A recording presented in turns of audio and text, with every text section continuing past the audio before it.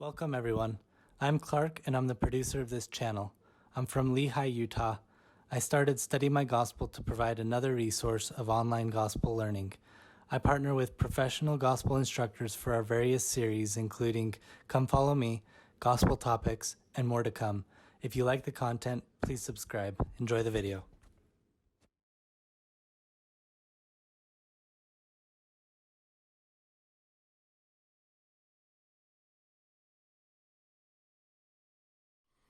Welcome to Brother Miller's Notes. Thank you so much for spending a little time with me as we look at Alma 53 to 63. A little bit more of the war chapters, and we're going to start off by talking about the stripling warriors. This picture was one of my favorites growing up. I would look at them and I would think, that's what I want to be. I was a skinny kid, skinny arms. And I really did want to have a massively overdeveloped upper body, like them. And I thought, ooh, that's what I want to be one day. But the word stripling does not mean massively overdeveloped upper body. It means youth. Now, these youth really were going to fight battles against the Lamanites. And the result was that, in the end, all of them are going to have a lot of wounds, but none are going to perish. And there's a lot of parallels to our day. The youth of our day, in our family, in our ward, in our quorum, in our group, are going to fight battles against the evils of our day. And we want the result to be the same, that none spiritually perish. As Paul said, for we wrestle not against flesh and blood, but against principalities, against powers, against the rulers of darkness of this world, against spiritual wickedness in high places. There's a lot of great lessons we can take from these youth, for our youth and for us, because we want our youth, when they get spiritually wounded, to be able to be fortified and enabled to turn their trust to God like this group did. We're going to talk about how they did it. So here's the first thing when we get it, a mention of these youth. They did assemble themselves together. And I emphasize they. It's not mom's idea. It's not dad's idea. It's not the prophet's idea. They, as a group, come together to discuss what's going on. And I think what made them be a group so in tune with the plight of their family and politically and with the war going on? And how do you help your children be like that? Well, I'm just going to back up in this chapter, a couple verses before it, what the parents were doing. The commentary about their parents is that they were, by the power and the word of God, their parents have been converted unto the Lord. And it shows in their attitude, it shows in their actions. There is a tremendous power that parents have when they're righteous. That power extends to what their kids do and how they approach life. Doesn't mean their kids are going to be perfect. No way. But it's a great influence. Now, going back, their parents had buried their weapons of war deep. Parents who want to have a great influence on their kids bury their weapons of, maybe it's their sarcasm, maybe it's the way they treat people, maybe it's just the way they are when they're alone and no one else is around and they think no one can see them. They bury their attitude of sin or whatever deep. They want to get rid of it. They leave their old lifestyle behind. Now, this group of people moved to Zarahemla. But in the past, if you have a past, as a parent, you got to leave that behind, because you're going to be the example to your kids. The parents were moved with compassion. They see the plight of the Nephites. War is not going well. They're in trouble. And the Nephites have spent a lot of time defending this group. And so they've made a covenant when they buried their weapons of war deep, not to take them up again and shed blood. And they're like, you know what, it's not worth it. We've got to take an action. And they're desirous to help out or willing to. And that kind of caught me, because just a little parallel to us, we got to be willing to help out. I mean, isn't that part of our sacrament prayer? We're willing to. For me, it's a key. I'm willing to keep the commandments. I'm willing to be a part of this covenant, and I want to. They, as parents, had made and kept covenants. Now, if I just summarize all this together to one simple sentence. There is a great influence that righteous parents have on their children and their children's actions. It doesn't make their children children perfect, or doesn't guarantee that children will take the right path. But it sure has a strong influence one day that there's always a hope their children will return. Now, I also mentioned a little bit earlier that they were being protected by the Nephites. Now, they were the former enemies. The Nephites gave room for this group to kind of come in by Zarahemla and settle. And they are protecting them during this time of warfare. There is a great spiritual application here of the parents around your family, the one in your ward, in your community, who reach out to protect your kids. They're helping by their example, by what they're teaching. They're influencing your kids. The village is helping to raise your children. And I see that when my kid goes to seminary and another teacher teaches them. I love the influence it has on her. Or when she goes to Young Women's, I love the influence of a righteous Young Women's leader has on her. Or when she meets with a priesthood leader, that wonderful influence that helps reinforce what we're doing in the family. So that generalized summary for me is there's an influence of community that helps our children, helps them become the type of children we want them to become. So now going back, that was just item number one. Now number two is the lessons we can learn from these youth. They strengthen their commitment by making a covenant. Our children can strengthen their commitment to God by making a covenant too. And you think about when were they strengthened? When did they do this? In all cases. And they chose a prophet as their leader. Now, it would have been really cool for them to have chosen Teancum. He seems to have a great military mind. But for them, it's interesting to see they choose Helaman. And I've wondered why. And in my mind, I'm just reading between the lines of Scripture. I bet Mom and Dad have a great love for Helaman. And that love extended into the family, and they love Helaman too. Yea, and they, these youth, did obey and observe and to perform every word of command with exactness. It shows their faith. They just want to do what's right, and most of our youth have a desire to do what's right. They really do. I love the way that's the titles that they call each other. Helaman calls them my sons. These 2,000 stripling warriors call Helaman my father. Father-son. That's a loving, trusting relationship they have with the prophet. And I love that. They are exceedingly valiant for their courage.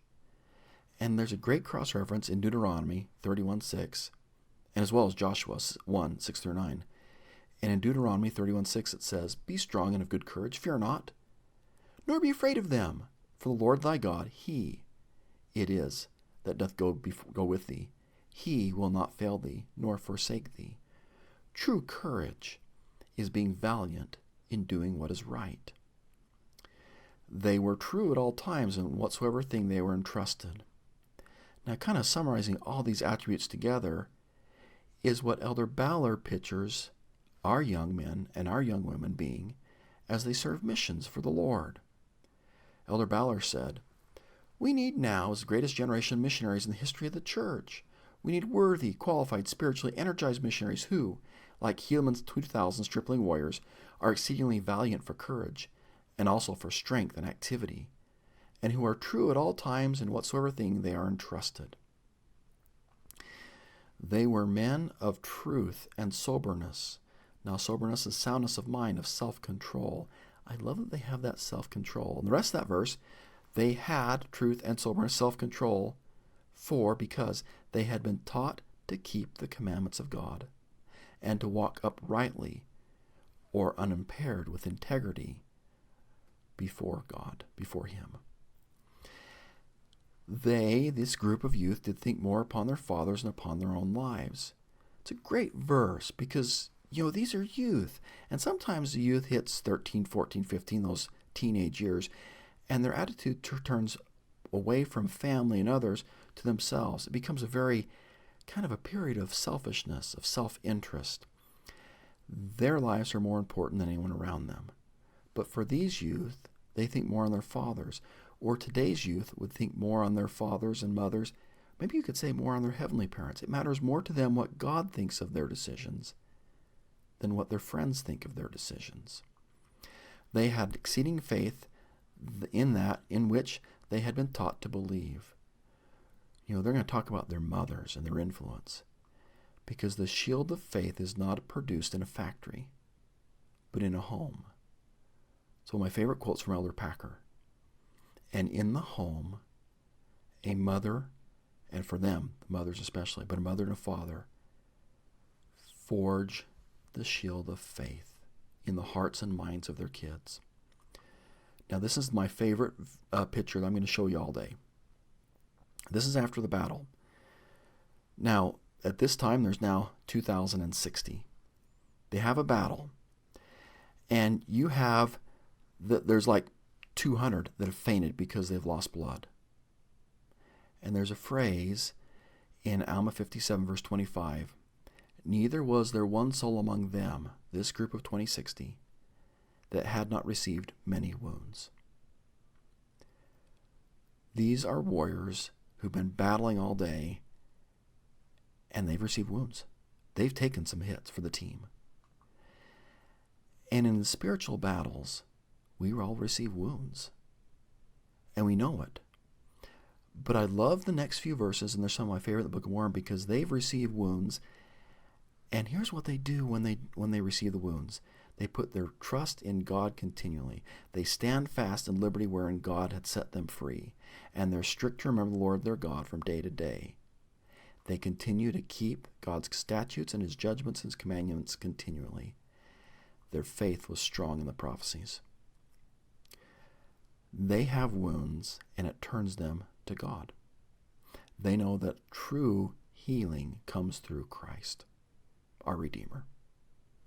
Now I'm going to put a little aside and tell you a story that is one of the greatest battles in all history, because I think it has a lot of parallels to what happens in Alma 58.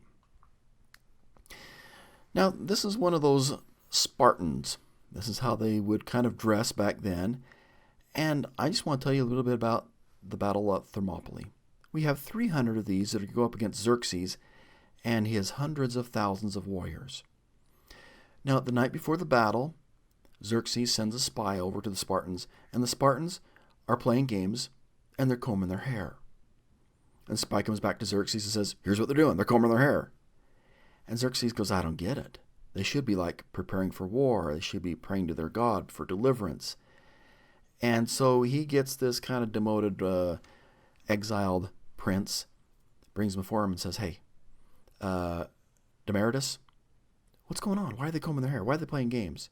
And he says, it's kind of his paraphrase, a hard fight was no doubt in preparation, and that it was the custom of the Spartans to array their hair with a special care when they're about to enter into great peril. And so the night before, Spartan king gets a consul from these Persians and says, hey, let's make a truce. And they refuse. And the consuls kind of threaten him and saying, quote, reconsider, as we will shoot so many arrows at you, it will blot out the sun. And these Spartans, they had a very kind of a way of speaking that's kind of like Clint Eastwood.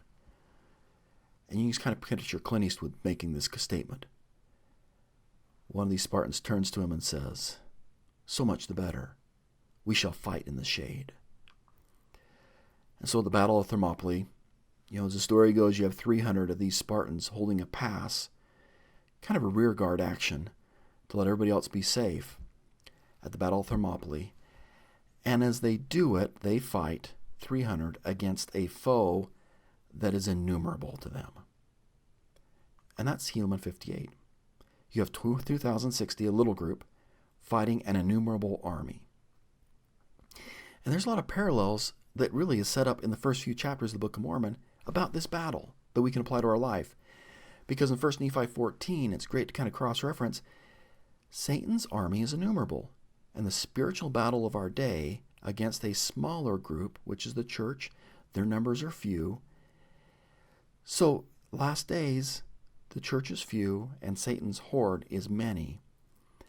And Nephi is seeing that the fight really is against good versus evil. And so, what do you do when you are a part of the little group fighting against an innumerable army? Or today, what do you do when you're fighting against the horde of wickedness. First, you pour out your soul to God. God will not take the battle away, but he will visit you with assurances, give you hope for deliverance, and give peace to your soul. Verse 11 says, Yea, it did come to pass, the Lord our God did visit us with assurances, that he would deliver us.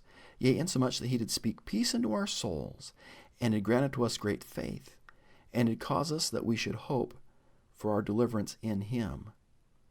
He gives us assurances of peace, faith, and hope in the fight against the hordes of evil. And God then gives us courage and a fixed determination to conquer and maintain, and enables us to fight with all of our might. Now, if I could just do a summary of all those things, in the fight against evils of our day, pour out your soul unto the Lord, and he will give you assurances of peace, faith, and hope, courage, and a fixed determination. In the end, you will be victorious. Going back to something that I shared last week from Elder Bednar, let me suggest that one of the primary reasons that much information is recorded about war in the Book of Mormon is to help you and me in these latter days appropriately seek the gift of courage. I testify and promise that the courage you will need can be invited into your life through fervent prayer and diligent study of the Book of Mormon. I think that's awesome. We need that courage in our fight against the hordes of evil. Now I'm just going to add one little thought about Captain Moroni's letter to Pahoran. And now this is not the letter. This is like a picture of the Dead Sea Scrolls. But in that letter, it's not the most tactful letter in the world. You read that and you read it with your kids, and it's kind of like, he's right in every detail except for one detail. He got the wrong person. He's accusing the wrong man. And when Pahoran gets it, I love his reply. He says, and now in your epistle you have censored me. He could have added in there sarcastically, wrongly. He could have said some kind of remark like, mind your own business, I'll mind mine. But he doesn't. He just says, you've censored me. It doesn't matter. I'm not angry, but do rejoice in the greatness of your heart. One of the greatest indicators of spiritual maturity is revealed in how we respond to the weaknesses, inexperience, and potentially offensive actions of others. Ultimately, it is impossible for another person to offend you or offend me, and indeed, believing that another person offended us is fundamentally false. To be offended is a choice we make. Please remember that you and I are agents endowed with moral agency, and we can choose not to be offended. Now you think of Moroni's letter to Pahoran, where he accuses him of something. You could also maybe think of it as like a letter to a parent. Hey, you've neglected us. And sometimes the child doesn't understand everything. But Pahoran's response is classic. I'm not offended. I see you just have a great heart. I see the good in you. Let's work together. Pahoran's desire is to unify, strengthen, and fight together. So just some ideas in teaching, maybe some of the things I haven't covered in this video. The first one I have. As a parent, there is incredible power in your righteous example. If there's something in your life that your kids are seeing that you're doing that might not be the best, change it. Because I believe that it will make a great difference in their life. You could ask if you're in a family setting, and you're talking about these stripling warriors, you kind of underline, you're highlighting some of these things. It's great to ask, okay, which of your friends are like these stripling warriors? My guess is every single youth will identify one of their friends or someone at school. They're like the stripling warriors. And then just say, please tell us more about them. I think we have them in every ward and in every school. And it's great to be able to say, that's the kind of kid. And as a side note, I'll ask this in my classes. And sure enough, there'll be one class where they'll say a name, and I've got one of those students in my other class. And I'll just the next day, I'll say the same thing, ask the same question. I'll say, hey, just so you know, we had someone in our class who was identified from another class that were just like that. We have them all around us. and I'm grateful for that.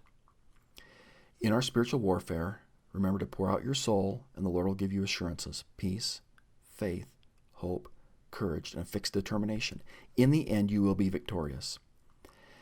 And going back to what Elder Bednar said, just think about, what did the war chapters teach you about the gift of courage? How did it help you get the gift of courage in the fight against the hordes of evil of our day? And remember, when someone censures you, you need to remember not to become offended, but rejoice in the greatness of their hearts. Now, normally I'd end here, but I want one last concluding comment from President Ezra Taft Benson. You have been born at this time for a sacred and glorious purpose. It is not by chance you have been reserved to come to earth in this last dispensation of the fullness of times. Your birth at this particular time was foreordained in the eternities. You are to be the royal army of the Lord in the last days. In the scriptural battles you are waging, I see you as today's sons of Helaman. Remember well the Book of Mormon account of Helaman's 2,000 stripling warriors. Hope you have a lovely day. Bye.